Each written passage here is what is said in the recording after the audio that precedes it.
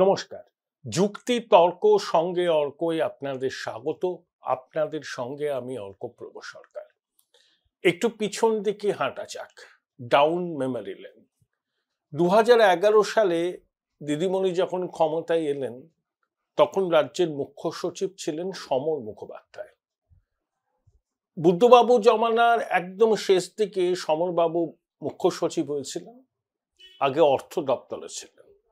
তা দিদিমণির প্রথম মেয়াদে 6 মাস পর্যন্ত তার কার্যকালের মেয়াদ ছিল। দিদিমণি বারবার অনুরোধ করেছিলেন যে সমরবাবু যেন একটা এক্সটেনশন নেন।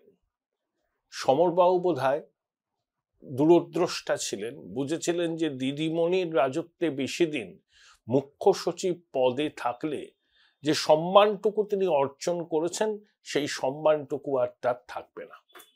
তাই সসম্মানে মুখ্যমন্ত্রীকে বিনীতভাবে জানিয়েছিলেন তার অপারগতার কথা। তারপর গঙ্গা দিয়ে অনেক জল বয়ে গেছে, গঙ্গার পশ্চিম কূল, বারাণসীর সমতল। দিদিমণি মহাকরণ থেকে তার রাজ্যপাট উঠিয়ে নবান্নতে নিয়ে গিয়েছিলেন, বলেছিলেন যে মহাকরণকে সংস্কার করা হবে, পূর্ত দপ্তর রিপোর্ট তৈরি করবে। কতটা কি সংস্কার হয়েছে সেটা আপনারাই জানেন। তারপর অনেকে মুখ্য সচিব হয়েছেন। 1985 সালের আইএস অফিসার ব্যাচের মলয় বাবু হয়েছিলেন মুখ্য সচিব। তারপরে হয়েছেন ভীষণ অনুপ্রাণিত গৃহপালিত বর্তমানে রাজ্য নির্বাচন কমিশনের প্রধান 1986 ব্যাচের আইএস অফিসার রাজীবা সিনহা। তারপর 1987 সালে আলাপন বন্দ্যোপাধ্যায়। 88 সালে আলাপন বাবু যখন মুখ্য সচিব, হরিকৃষ্ণ দ্বিবেদী তখন অর্থ সচিব, তারপরে তিনি হন মুখ্য সচিব। তারপর দুজন আইএস অফিসার, একজন অনিল ভার্মা আর একজন অত্রি ভট্টাচার্য, মুখ্য সচিব দৌড়ে দুজনেই ছিলেন। অত্রি ভট্টাচার্যকে তো মুখ্যমন্ত্রী বিশেষ স্নেহ করতেন, তাই সমস্ত নিয়ম কানুন টপকে তাকে স্বরাষ্ট্র সচিব করেছিলেন।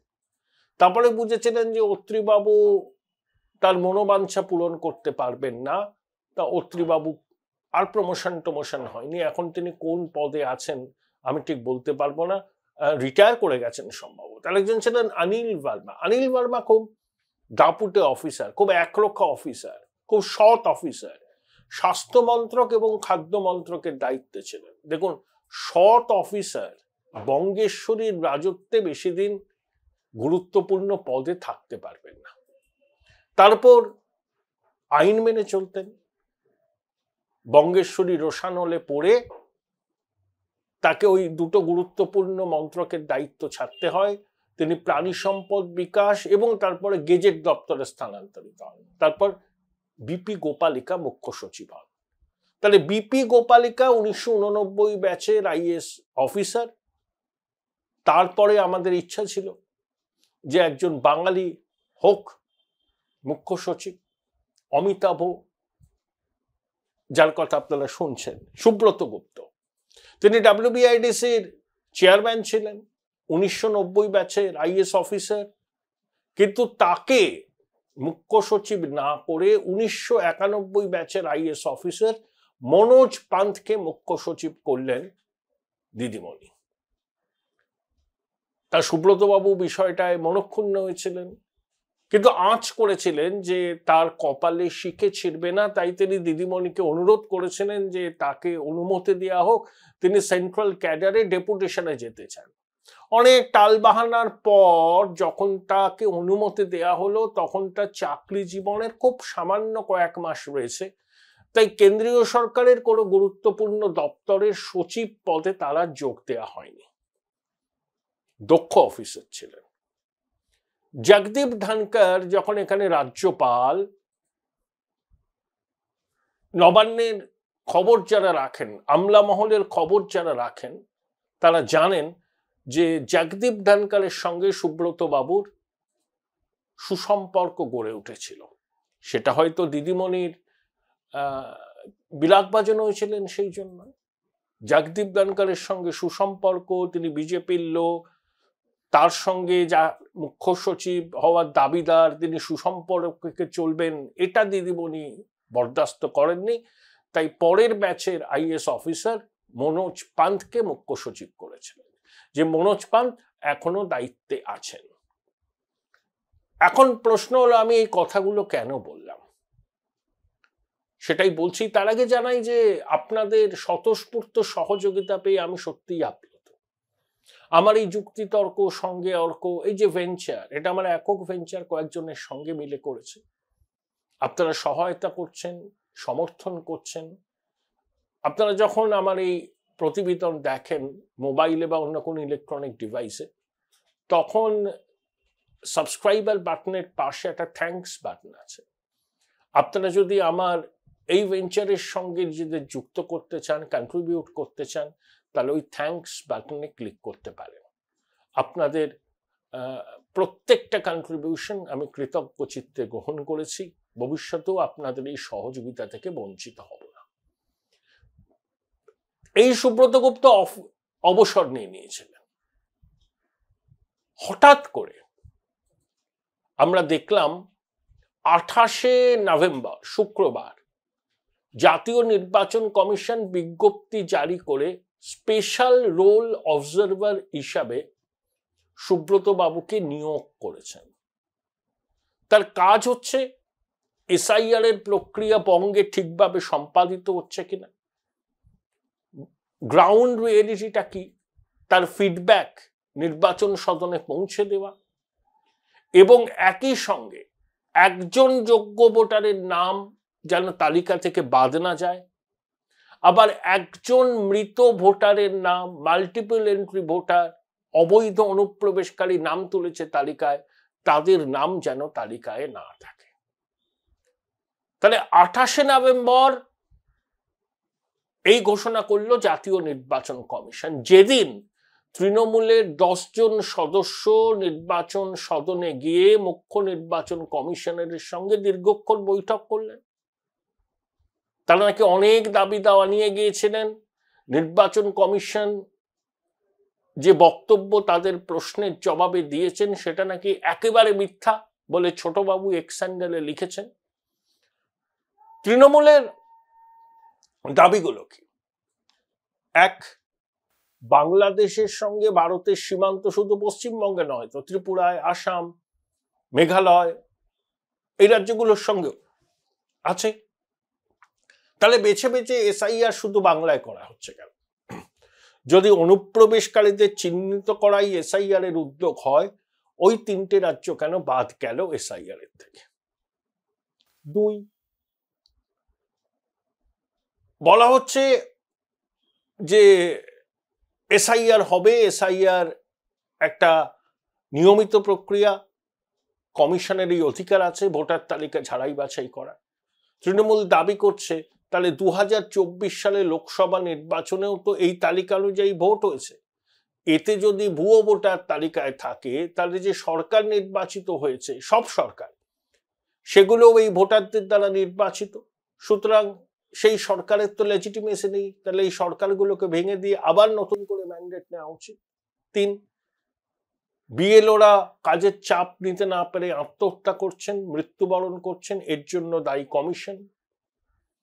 4, বিজেপির নেতারা এই যে দাবি টাবিগুলো করছেন, 1 কোটি নাম বাদ যাবে ইত্যাদি ইত্যাদি, এই দাবি তারা কিভাবে করছেন? কমিশন তাদের সঙ্গে হাত মিলিয়ে কাজ করছে, ইত্যাদি ইত্যাদি। তা কমিশনের জবাব দিয়েছে। কমিশন কি বলেছে? যে তৃণমূল নেতারা এইসব কথা এখন বলছেন কেন? 9 ডিসেম্বর খসড়া ভোটার তালিকা প্রকাশ হওয়ার পর তৃণমূল তাদের বক্তব্য জানাক, এখন নয়। এখন বরঞ্চ তৃণমূলের উচিত এই BLO, ERO, district election officer, তারা যাতে সুষ্ঠুভাবে সাংবিধানিক দায়িত্ব পালন করতে পারে সে নিশ্চিত করা, তাদের উপর অনর্থক চাপ সৃষ্টি না করা। পরিষ্কার কথা, একেবারে মুখের উপর বলে দিয়েছে কমিশন। 3, এই যে বিএলওদের 16,000 টাকা করে দেওয়ার কথা, সেই টাকাটা ছাড়ছে না কেন সরকার? প্রশ্ন তুলেছেন নির্বাচন কমিশন। তৃণমূলের আপত্তি ফুৎকারে উড়িয়ে দিয়ে কমিশন বলেছে যে বহুতলের বাসিন্দাদের সুবিধার জন্য বুথ হবে, শুধু পশ্চিমবঙ্গে নয়, কেরলে হবে, তামিলনাড়ুতে হবে, আসামে হবে, অতীতে দিল্লিতেও হয়েছে, সেখানে ভোটদানের হার এর ফলে বাড়ে। রাজ্য পুলিশের মহানির্দেশককে নির্দেশ দেওয়া হয়েছে ইলেকশনের কাজে যারা যুক্ত, মানে এসআইআর এর কাজে যারা যুক্ত, তাদের পূর্ণ নিরাপত্তা নিশ্চিত করতে হবে এবং কমিশন খুব তাড়াতাড়ি নতুন দপ্তরে, নতুন জায়গায় তাদের দপ্তর স্থানান্তরিত করবে। সম্ভবত এটা শিপিং কর্পোরেশন অফ ইন্ডিয়া 2টো তলায় স্ট্র্যান্ড রোডে আছে। দিদিমণি এখনো তাতে সবুজ সংকেত দেয়নি। কমিশন বলেছে যে তোমরা স্থানান্তরের কাজ শুরু করে দাও। একই সঙ্গে কমিশনের 3 জন সিনিয়র লেভেলের আধিকারিক সিও দপ্তরে থাকবেন যতদিন না পর্যন্ত এসআইআর এর প্রক্রিয়া শেষ হচ্ছে, এবং একই সঙ্গে 12 জন ইলেকটোরাল রোল অবজারভারকে নিয়োগ করেছে কমিশন।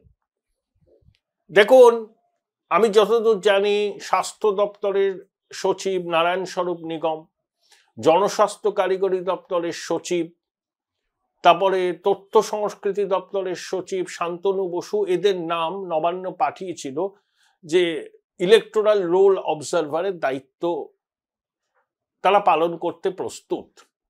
কমিশন এই নামগুলোতে গ্রহণ করেনি। কমিশনের বক্তব্যেরা গুরুত্বপূর্ণ পদে আছেন, গুরুত্বপূর্ণ পদে আছেন। 1 মাস তারা তাদের কাজকর্ম থেকে ছুটি নিয়ে এসআইআর এর কাজ করবেন, সরকারের কাজ ব্যাহত হতে পারে। তাই কমিশন অপেক্ষাকৃত কম গুরুত্বপূর্ণ দপ্তরের আধিকারিকদের এই স্পেশাল এই রোল অবজারভারের দায়িত্বটা দিয়েছেন।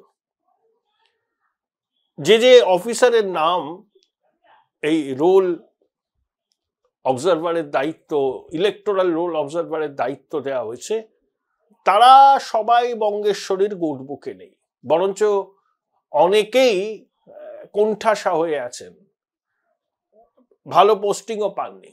বেছে বেছে কমিশন তাদেরকে চয়ন করেছে। বার্তাটা খুব স্পষ্ট।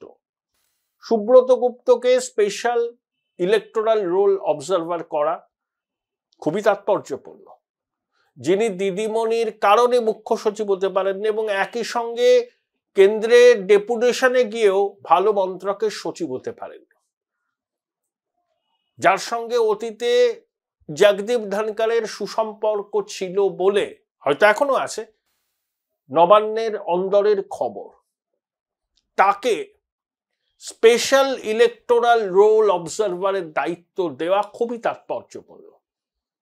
অর্থাৎ অনুপ্রাণিত আধিকারিকদের কমিশন এই কাজে যুক্ত না করে নিরপেক্ষ, নির্ভীক, যারা সংবিধান মেনে কাজ করবেন এবং যারা বঙ্গেশ্বরীর কথায় প্রভাবিত না হয়ে নিজেদের দায়িত্ব পালন করবেন, সেই আধিকারিকদেরই কিন্তু তারা ইলেকটোরাল রোল অবজারভার হিসাবে নিয়োগ করেছে। খুবই তাৎপর্যপূর্ণ। অর্থাৎ নবান্ন যে কোনো মূল্যে এসআইআর প্রক্রিয়াটাকে নিয়ন্ত্রণে আনতে চাইছে। কমিশন বাদ সেধেছে। ছোটবাবু বলেছেন, কেন বাংলা সেবা কেন্দ্রের ডেটা এন্ট্রি অপারেটরদের দিয়ে কমিশন কাজ করাচ্ছে না কেন? খুব লেগেছে। ওগুলো আইপ্যাকের মনোনীত তৃণমূলের ক্যাডার, তারা ওখানে চাকরিটা পেয়েছে। তারা যদি ডেটা এন্ট্রি করে, বুঝতে পারছেন কি হবে? রামকে শ্যাম, শ্যামকে রাম, দিনকে রাত করে দেবে তারা। তাহলে পূর্ব মেদিনীপুরের ময়না, বারুইপুর পূর্বেতে এইসব কাণ্ডই করছিল 2 জন ইয়ারওয়ার ডেটা এন্ট্রি অপারেটর। আর এরা অস্থায়ী, এদেরকে আপনি ধরতে পারবেন না, তাই স্থায়ী কর্মী দরকার। কমিশন স্টিক করে আছে। দিদিমণি বলেছিলেন কেন বহুতলে বুথ হবে, সরকারি আধা সরকারি জায়গাতেই হোক। কমিশন বলেছে না, পশ্চিমবঙ্গের ক্ষেত্রে শুধু নয়, সারা ভারতবর্ষে হবে, দিল্লিতেও হয়েছে। বহুতলের আবাসিকদের সুবিধা করার জন্যই এই উদ্যোগ, যাতে তারা ভোট দিতে উৎসাহিত হন। সাধু উদ্যোগ। কমিশনের কাজ কি? কাজ হচ্ছে ভোটদানের হারকে বাড়ানো। যত বেশি মানুষ গণতন্ত্রের উৎসবে সামিল হবেন, তত আমাদের গণতন্ত্রের ভিত্তি মজবুত হবে। কমিশনের এই ধরনের পদক্ষেপ অত্যন্ত সদর্থক। সবার সমর্থন করা উচিত। দিদিমণি কেন করছেন না আপনারা সবাই জানেন, করবেন না। দিদিমণি জানেন ওই বহুতলের বাসিন্দাদের ভোট তিনি পাবেন না। ওই ভোটগুলো কম পড়লে দিদিমণির পক্ষে সুবিধা হয়। কমিশন জানিয়েছে এখনো পর্যন্ত অনেক বাড়বে, 15.5 লক্ষ মৃত ভোটার আইডেন্টিফাইড। একাধিক জায়গায় নাম তোলা, পাওয়াই যাচ্ছে না, এরকম মিলিয়ে এখন অব্দি 20-22 লাখ। বললাম না, এতো সবে কলির সন্ধে। 9 ডিসেম্বর যখন খসড়া তালিকা প্রকাশ হবে তখন দেখা যাবে সেটা 70 লাখ না 1 কোটি ছাড়িয়ে যাচ্ছে। কমিশন সূত্রে জানা গেছে কলকাতা বন্দর বিধানসভা কেন্দ্রে 50,000 নাম বাদ পড়তে চলেছে। কসবা বিধানসভা কেন্দ্রেও একই অবস্থা, বালিগঞ্জ বিধানসভা কেন্দ্রেও একই অবস্থা। মানিকতলাতেও প্রায় 30,000 নাম বাদ যাওয়ার সম্ভাবনা। তাহলে 9 তারিখে খসড়া তালিকা প্রকাশ হওয়ার পরেই কিন্তু খেলা শুরু হবে। তৃণমূল কিন্তু ছেড়ে দেবে না, তারা রাস্তায় নামবে এবং তীব্র একটা কি বলবো প্রচন্ড অরাজকতার সৃষ্টি হবে। কারণ তৃণমূল মানতে পারবে না এতগুলো নাম বাদ গেল। মৃত নাম ওরা চায় মৃত নাম থাক, মাল্টিপল এন্ট্রি থাক, অনুপ্রবেশকারীদের নাম তালিকায় থাক, এটা তারা চায়। এই জায়গাটায় যখন আঘাত আসবে তখন তৃণমূল কিন্তু ছেড়ে দেবে না। দিদিমণি নিজে গিয়ে কি বলেছেন বনগাঁতে, 9 তারিখের পর পরিস্থিতি অন্যরকম হবে। অর্থাৎ তিনি কিন্তু ইঙ্গিতটা দিয়েছেন যে তিনি ছেড়ে কথা বলবেন না। মাঝে মাঝে বলেন না ইঞ্চিতে ইঞ্চিতে বুঝে নেব। ওনাকে খেলা দেখাতে আসলে উনি এমন খেলবেন যে ভারতবর্ষ হিলে যাবে। উনি হিলিয়ে দেবার খেলা খেলবেন 9 তারিখের পর। খুব খুব ইম্পর্টেন্ট হচ্ছে 9 তারিখের পর থেকে 1 মাস পরিস্থিতি কোন পর্যায়ে যাবে এই মুহূর্তে তার আগাম কোনো পূর্বাভাস করা সম্ভব নয়। কারণ তৃণমূল তো এটা আন্দাজ করেনি যে এবার একটা এসআইআর বলে একটা কর্মসূচি নেবে নির্বাচন কমিশন দেশ জুড়ে। তারা ভেবেছিল এমনি করেই যাই, যদি দিন যাক না, মৃত ভোটার থাকবে, মাল্টিপল এন্ট্রি ভোটার থাকবে। বহুদিন আগে এই রাজ্য ছেড়ে চলে গিয়ে অন্য রাজ্যে থাকেন এমন ভোটারের নামও তালিকায় থাকবে, ওই নামগুলোতে ফলস ভোট দেওয়া হবে।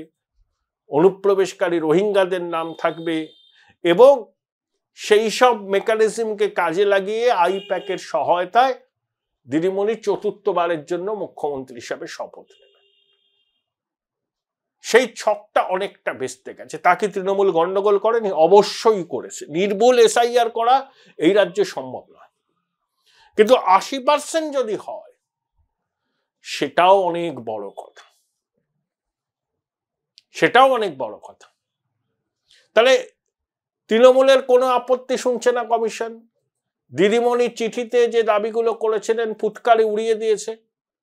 10 জন প্রতিনিধি গিয়ে কমিশনের দপ্তরে জ্ঞানেশ কুমারের সঙ্গে তৃণমূল অনেক কথা বলেছেন। জ্ঞানেশ কুমার 1 ঘন্টা ধরে তাদেরকে কমিশনের অবস্থান স্পষ্ট করে দিয়েছেন এবং বলেছেন তৃণমূলের উচিত বিএলও ইআরওরা যাতে নির্ভয়ে কাজ করতে পারে সেটা এনশিওর করা, মানে ধমকানি চমকানির রাস্তায় যেও না। এই বার্তাটাও কিন্তু খুব কঠোর। এসআইআর প্রক্রিয়া যদি বেচতে যায় তার দায় তৃণমূলের উপরে পড়বে, এটা কিন্তু কমিশন স্পষ্ট করে দিয়েছে। এটা এক ধরনের চেতাবনী। আর ওই 16,000 টাকা কেন দেয়া হচ্ছে না বিএলওদের, এই প্রশ্নটাও তুলেছে। তবে আমি কমিশনের একটা সিদ্ধান্তে আমি মোটেই সন্তুষ্ট নই। দেখুন, বিএলওদের নাম এবং টেলিফোন নাম্বার এটা কিন্তু পাবলিক হয়ে গেছে। অনেক ভদ্রমহিলা আছেন, শিক্ষিকা আছেন, তাদের নাম যদি এবং তাদের মোবাইল নাম্বার যদি পাবলিক ডোমেনে চলে আসে এটা কিন্তু তাদের পক্ষে খুব অস্বস্তিকর, তাদের নিরাপত্তার পক্ষেও ঝুঁকির কারণ হতে পারে। অনেক রকম আজেবাজে টেলিফোন আসছে তাদের কাছে। তা কমিশনের উচিত ছিল এই 81,000 বিএলওকে সিইউজি কানেকশন দিতে পারতেন 1 মাসের জন্য, তারপর সেই কানেকশনটা তারা অফ করে দিতেন। তাহলে এই পার্সোনাল নাম্বার শেয়ার করার ব্যাপারটা থাকতো না, পাবলিক ডোমেনে চলে গেছে সব। আমার মনে হয় এটা কমিশনের অনেক আগে থেকে এই বিষয়টা ভাবনা চিন্তা করা উচিত ছিল। এইভাবে পার্সোনাল নাম্বার পাবলিক ডোমেনে চলে আসা মোটেই সঠিক কাজ নয়। বিজেপির রাজ্য সভাপতি শ্রমিক ভট্টাচার্য খুব দামি কথা বলেছেন কমিশনকে নিশানা করে। এই যে বিএলওরা আত্মহত্যা করছে বলে তৃণমূল সরব হচ্ছে, তিনি বলেছেন জ্ঞানেশ কুমার ঠান্ডাগড়ে বসে লেকচার না দিয়ে পশ্চিমবঙ্গে বাস্তব পরিস্থিতিটা দেখুন, মাঠে ময়দানে ঘুরে যান, তাহলেই বুঝতে পারবেন বর্তমানে এ রাজ্যের পরিস্থিতিটা কি, এসআইআরটা ঠিক কোন জায়গায় দাঁড়িয়ে আছে। তবে স্পেশাল ইলেকটোরাল রোল অবজারভার হিসেবে সুব্রত বাবু এবং আরো 12 জনকে নিয়োগ করা রোল অবজারভার হিসাবে, সবাই আইএস অফিসার, সুব্রত বাবু অবসরপ্রাপ্ত আইএস অফিসার, খুবই তাৎপর্যপূর্ণ। এবং নবান্নের চিন্তা যে বাড়াচ্ছে কমিশনের প্রতিটা পদক্ষেপ, তা নিয়ে কোনো সন্দেহের অবকাশ নেই। Join Indian Institute of Hotel Management now. Right choice, right decision.